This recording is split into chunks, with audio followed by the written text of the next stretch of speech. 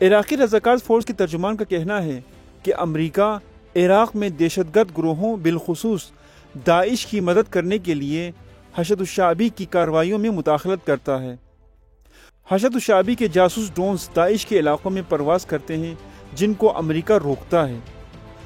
یہ ڈرونز جدید ٹیکنالوجی سے لیس ہیں جو دہشت گردوں پر حملے کی صلاحیت بھی رکھتے ہیں، لیکن امریکہ ان کی کارروائیوں میں مداخلت کرتا ہے۔ امریکہ عراق میں اپنے قدم جمانے کا جواز تلاش کر رہا ہے۔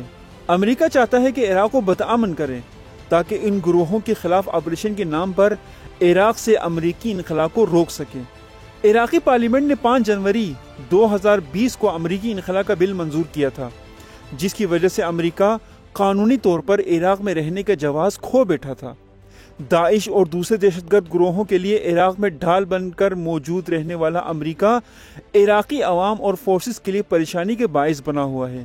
عراقی عوام اور رضاکار فورس حشد الشعبی امریکہ کی دہشت گرد پرور سرگرمیوں کو دنیا کے سامنے لا کر امریکہ کا مکروہ چہرہ آشکار کر رہے ہیں۔